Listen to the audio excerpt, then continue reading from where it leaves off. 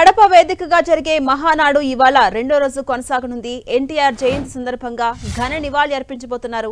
అనంతరం ఇవాళ పలు అంశాలను టీడీపీ నేతలు చర్చించబోతున్నారు. మౌలిక సదుపాయాల అభివృద్ధి, కేంద్ర ప్రభుత్వ తోడ్పాటు అంశాలపై చర్చించబోతున్నారు.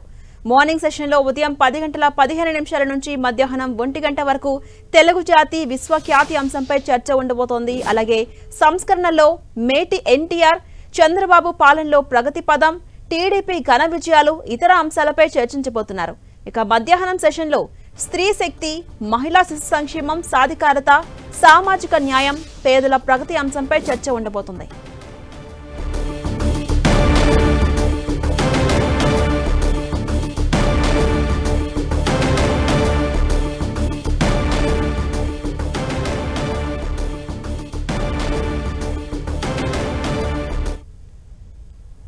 ఇదే అంశంపై మరింత సమాచారం కడప నుంచి మా ప్రతినిధి రవిచంద్ అందిస్తారు. రవిచంద్, మహానాడు ఇవాళ రెండో రోజు కొనసాగబోతోంది. అదేవిధంగా ఎన్టీఆర్ జయంతి కూడా ఈ నేపథ్యంలో ఎలాంటి కార్యక్రమాలు ఉండబోతున్నాయి? మొదట అప్డేట్స్ ఏంటి? ఝాన్సీ, రెండో రోజు మహానాడికి అన్ని ఏర్పాట్లు కూడా పూర్తయ్యాయి. నిన్న మొత్తం కూడా 40,000 మంది ప్రతినిధులు హాజరయ్యారని నిర్వాహకులు చెప్తున్నారు. ఈ రోజు కూడా 40,000 కన్నా ఎక్కువ మంది హాజరయ్యే అవకాశం ఉంది. అయితే మహానాడు నిన్న పూర్తిగా ఆకట్టుకుంది. నిన్న సమయానుగుణంగా జరిగింది. ఈ రోజు కూడా ఏర్పాట్లు అయితే ఘనంగా కనిపిస్తున్నాయి. మొత్తం కూడా ఇక్కడ ఏదైతే ఏర్పాట్లు అంతా కూడా మొత్తం జరుగుతున్నాయి. అయితే 10 గంటలకి మహానాడు ప్రారంభం కాబోతుంది. ఏదైతే యుగ పురుషుడు ఎన్టీఆర్ కి నివాళులు అర్పిస్తారు. అశోక్ గజపతిరాజు, గోరంట బుచ్చి చౌదరి, చిన్నరాజప్ప మాట్లాడతారు. అదేవిధంగా తెలుగు జాతి విశ్వఖ్యాతి గురించి కూడా ఎన్టీఆర్ జన్మదిన సందర్భంగా అన్ని అంశాలు కూడా ఇక్కడ ఎన్టీఆర్ ఖ్యాతి గురించి కూడా సీనియర్ నేతలంతా ప్రసంగించబోతున్నారు. ఏదైతే గతంలో రాష్ట్రం విధ్వంసం పునర్నిర్మాణం వైపు అడుగులు అని చెప్పి సీనియర్ శాసనసభ్యులు ధూళిపాల నరేంద్ర గారు మాట్లాడబోతున్నారు. అదేవిధంగా రాష్ట్ర అభివృద్ధికి కేంద్ర సహకారం అని బోండా మహేశ్వరరావు సంబంధించిన ఈ అంశంపై మాట్లాడబోతున్నారు. రాష్ట్రంలో అభివృద్ధి వికేంద్రీకరణ, వెనుకబడిన ప్రాంతాల శ్రద్ధపై నారాయణ మాట్లాడబోతున్నారు.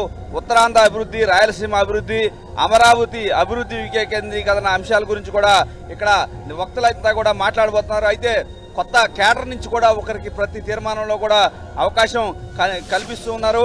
యోగాంధ్రప్రదేశ్ అనే అంశంపై ఏలూరు సాంబశివరావు మాట్లాడబోతున్నారు. అదేవిధంగా చూసుకుంటే కనుక విద్యుత్ రంగంలో విప్లవాత్మక మార్పులకు సంబంధించి మంత్రి గొట్టిపాటి మాట్లాడబోతున్నారు. సమగ్ర సాగునీటి ప్రణాళికలో ఉజ్వల ప్రగతికి సంబంధించి నిమ్మల రామానాయుడు, జయనాగేశ్వరరెడ్డి, శ్రీనివాసరెడ్డి మాట్లాడుతున్నారు.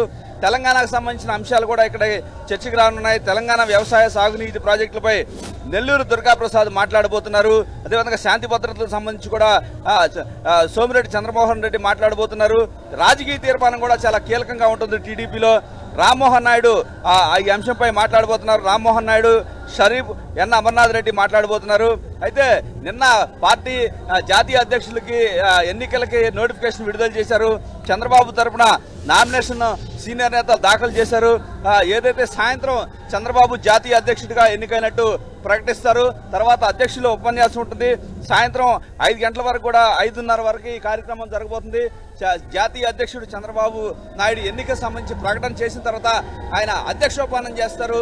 ఆ ఉపన్యాసంతో సాయంత్రం 5:30, 6 గంటలకి మహానాడు రెండో రోజు ముగుస్తుంది. అయితే రేపు చాలా కీలకమైన బహిరంగ సభ, కడప గడ్డపై బహిరంగ సభ 5 లక్షల మందితో నిర్వహించాలనుకుంటారు. అదంతా కూడా రేపు బహిరంగ సభకు ఏర్పాట్లు కూడా ఘనంగా జరుగుతున్నాయి. ఈ రోజు షెడ్యూల్ అయితే ఈ విధంగా ఉండబోతుంది.